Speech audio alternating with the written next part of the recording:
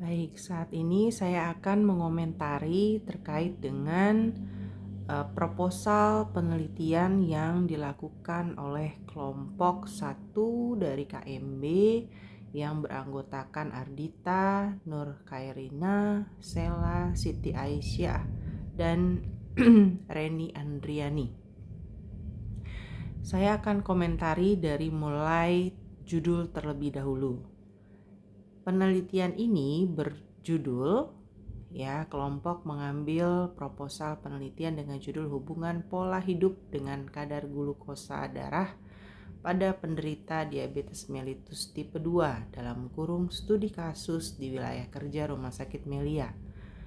Pada judul ini terdapat judul dan anak judul.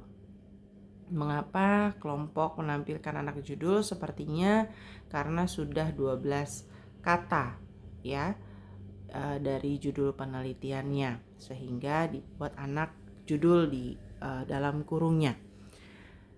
Namun saya lihat ini terdapat ketidaksesuaian. Mengapa demikian? Karena dari judulnya kita sudah melihat hubungan. Ada kata hubungan. Hubungan ini bermakna berarti jenis penelitian ini adalah penelitian kuantitatif. Dengan desain penelitiannya arahnya nanti adalah cross-seksional. Jadi tidak tepat apabila mengambil judul ini tetapi membuat anak judul adalah studi kasus.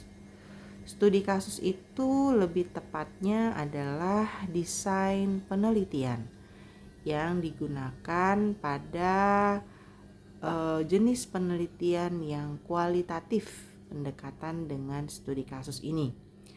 Sehingga koreksi untuk kelompok kalau ingin dibuat anak judul lebih tepatnya mungkin dalam kurungnya atau di bawah judul utama itu adalah penelitian cross-seksional di wilayah kerja Rumah Sakit Melia. Itu mungkin lebih tepat karena ini desain penelitiannya bukan studi kasus. Berikutnya kita akan lihat ke bagian bawah.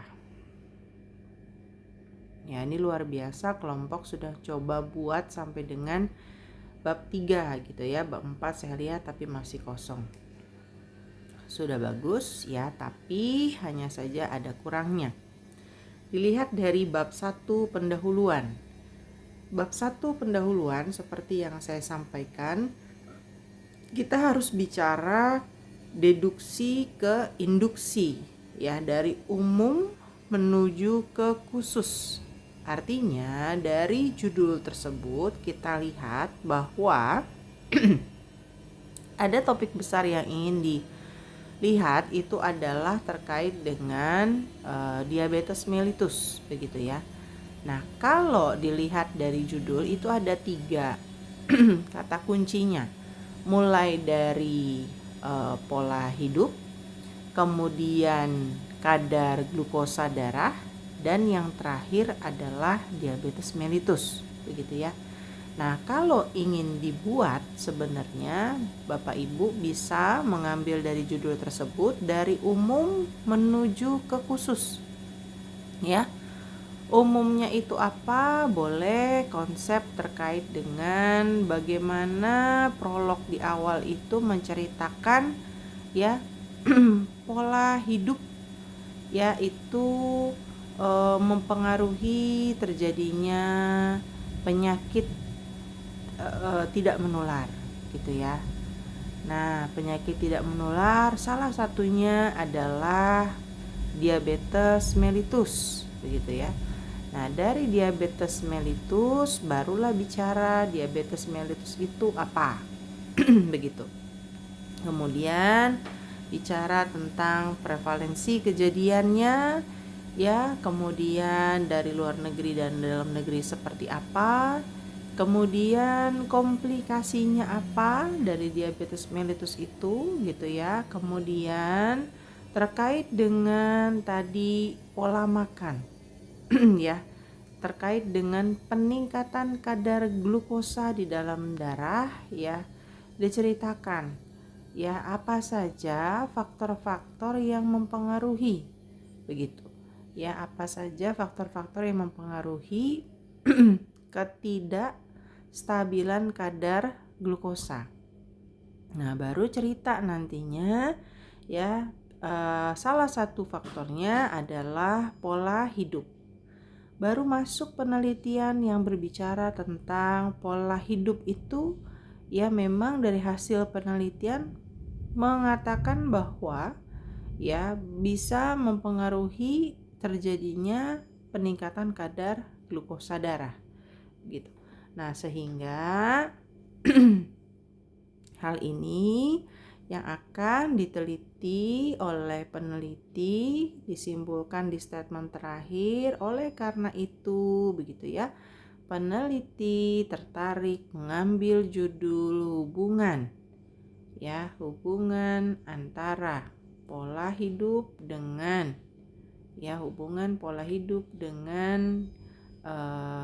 kadar glukosa darah, begitu ya, dengan kadar glukosa darah ya pada penderita diabetes mellitus tipe 2. Nah, ini harus sesuai dengan judul ya, closing statementnya, mengambil judulnya apa, harus sesuai dengan judul. Ya, terkait dengan rumusan masalah, kita sudah belajar rumusan masalah ini harus dalam bentuk statement pertanyaan. Ya, apakah gitu ya, sesuaikan dengan judul kembali lagi. Kalau kita bicara judulnya hubungan, maka pertanyaannya apakah terdapat hubungan antara pola hidup dengan kadar glukosa darah penderita diabetes mellitus tipe 2. Begitu ya. Jadi ini harus disesuaikan dengan judul. Tujuan umum dan tujuan khusus. Nah, di sini tujuan umumnya adalah menjawab judul, gitu kan ya. Untuk mengetahui hubungan pola hidup dengan kadar gula darah penderita diabetes mellitus tipe 2. Ya, ini harus disebutkan sesuai dengan judul. Jangan berbeda. Ya, Bapak Ibu. Kemudian tujuan khusus. Ini juga kita ingin menggambarkan apa sih? Oh, berarti judulnya ini mau melihat, mengetahui, begitu ya. Karakteristik responden, boleh ya, karakteristik responden yaitu usianya, misalnya jenis kelaminnya ya, karakteristik responden penderita diabetes mellitus tipe 2-nya ini. Boleh ya, mau lihat usianya, di dalam kurungkan saja ya, karakteristik responden, dan dalam kurung usia, jenis kelamin gitu ya, pendidikan atau pekerjaan, boleh. Yang B-nya itu lebih ke arah judulnya. Ingin melihat gambaran pola hidup penderita diabetes mellitus tipe 2. Terus yang C-nya melihat gambaran ya kadar gula darah ya penderita DM tipe 2. Nah, baru yang berikutnya nanti adalah ingin melihat ya gambaran hubungannya ya antara pola hidup dengan kadar gula darah penderita DM tipe 2. Ya, jadi harus bicara kembali lagi kepada judulnya. Ya. Nah, kalau dilihat dari manfaat penelitian, ini bisa aspek teoritis dan aspek praktis. Ya, ini bisa ya dengan manfaat yang seperti ini. Nah, kalau dilihat dari sistematika penulisan, kembali lagi harus hati-hati ya dalam penulisannya. Ya, kalau Bapak Ibu menggunakan sistematika penomoran yang seperti ini, ya ini benar. Ya, tabnya itu menggunakan tab ya membedakan alinea 1 dengan alinea kedua dan seterusnya. Tapi ingat, satu alinea terdiri dari minimal 3 kalimat. Ya, dan harus diperhatikan subjek, predikat, objek, dan keterangannya. Ya, ini masih ditemukan tadi ketidaksinambungan, kemudian tidak deduktif induktif begitu ya. Kemudian tadi poin-poin yang ada di judul belum masuk semua di dalam sini, sehingga ini juga harus diperhatikan. Nah, kalau seandainya hanya satu alinea, tidak perlu di-tab seperti yang di poin B. Ini nggak perlu di-tab Bapak Ibu ya, jadi cukup lurus aja dengan huruf R ya. Kemudian kita lihat ke bab 2. Karena kita saat ini belajar tinjauan pustaka, maka kita akan tiliki ya tinjauan pustaka.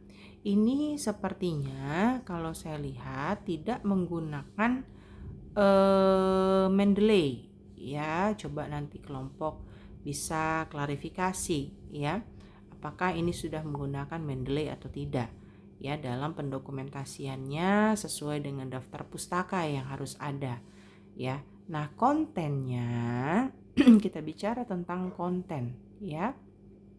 Sesuai dengan yang saya sampaikan di teori tadi, bahwa konten di daftar bab 2 ya di tinjauan pustaka itu harus mencakup judulnya, variabelnya gitu ya, dimana penelitian ini ada mau mengetahui pola hidup, kemudian kadar glukosa darah, dan ada penderita DM gitu ya.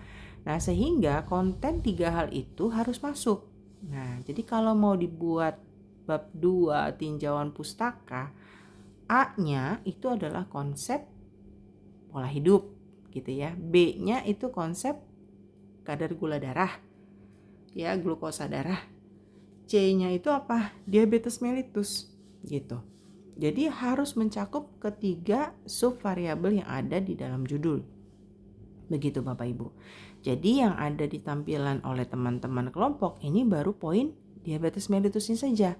Belum ada bicara tentang pola hidup, belum ada bicara tentang kadar glukosa darah. Nah, poin-poinnya ini harus ada subpoin-poinnya lagi. Jadi di dalam konsep diabetes mellitus ada lagi isinya gitu kan, mulai dari definisi, patofisiologi, klasifikasi, begitu ya Bapak Ibu ya, faktor-faktor resiko, tanda dan gejala, begitu ya, kemudian komplikasi, penata laksanaan medis, ya itu harus masuk skop itu. Ya, kemudian bicara tentang poin pola hidup. Nah, apa definisinya? Ya, faktor-faktor apa yang mempengaruhi pola hidup, begitu kan ya. Nah, itu harus masuk juga gitu. Dan yang terakhir adalah glukosa darah. Apa itu glukosa darah? Berapa kadar-kadarnya, klasifikasinya, cara pemeriksaannya. Nah, itu harus ada konten itu Bapak Ibu. Termasuk juga penelitian terkait yang ada sesuai dengan judul ya, berkaitan dengan pola hidup dengan kejadian diabetes mellitus ini. Nah, itu bisa disisipkan di dalam sub bab terkait dengan pola hidup begitu. Nah, hal tersebut harus masuk semua gitu ya. Nah, itu berupa kutipan-kutipan. Biasanya kalau di dalam bab 2 untuk keperawatan lebih ke arah kutipan yang tidak langsung begitu ya Bapak Ibu, kutipan tidak langsung yang bersumber dari buku, bersumber dari jurnal gitu ya, yang kita angkat masuk ke dalam bab 2 kita. Nah, yang perlu diperhatikan pengambilan bukunya harus sesuai dengan arah peminatannya. Ya, kalau bicara tentang KMB, berarti buku-buku ajar medical bedahnya harus masuk. Jangan sampai nanti bicara tentang definisi kok malah keluarnya dari WHO. Nah, ini kan aneh. Ya kan? Padahal buku ajar medical bedah itu yang membahas tentang definisi diabetes itu banyak banget. Kenapa kok yo ngambil dari WHO? Kan gitu ya. Nah, hal seperti ini yang kelihatannya sederhana tapi bermakna Bapak Ibu. Jadi jangan sampai terulang lagi. Tolong benar-benar diperhatikan pengambilan referensi yang Bapak Ibu cantumkan di dalam bab 2 tinjauan pustaka, diperhatikan sumbernya dari mana. Dan pastikan itu dari buku ajar gitu. Jadi jangan dari yang asal-asal caplok-caplok tempel baik gitu ya, jangan. Ya harus disesuaikan. Begitu. Nah, sekarang saya komentari terkait dengan penggunaan istilah ataupun singkatan. Yang betul adalah Bapak Ibu, setiap awal bab jika ada yang berupa singkatan penyakit, misalnya yang sering sekali itu adalah penyakit seperti ini, diabetes mellitus dalam kurung DM, gitu kan ya. Nah, tidak perlu di setiap alinea berikutnya di dalam bab 2 ini ya penggunaan kata diabetes mellitus dalam kurung DM terus. Cukup dengan singkatan DM tipe 2 sudah cukup. Begitu. Kalau di awal sudah dikasih kepanjangannya. Diabetes mellitus dalam kurung DM tipe 2 bla bla bla bla bla bla bla bla. Nah, bawah-bawahnya itu boleh disingkat langsung DM DM DM DM DM begitu kira-kira. Ya, Bapak Ibu. Nah, kemudian penggunaan tata bahasa yang paling sering juga suka salah adalah tidak memperhatikan ejaan yang disempurnakan. Tidak menggunakan bahasa tulisan. Nah, bahasa lisan masuk ke dalam makalah ilmiah. Nah, ini yang kadang sering salah gitu ya Bapak Ibu. Jadi jangan diulangi lagi ya hal seperti itu ya. Jadi perlu diperhatikan tata bahasanya, mana subjeknya, mana predikatnya, mana objeknya, mana keterangan. Begitu Bapak Ibu ya. Nah, berikutnya Bapak Ibu yang harus diperhatikan lagi adalah sitasi atau sumber kutipannya. Ingat, kutipan tidak langsung ya, ada yang dari kutipan kemudian dikutip lagi gitu ya, seperti yang ini Fatima 2015 dalam jurnal Fikri Ardiansa DKK 2023 begitu ya.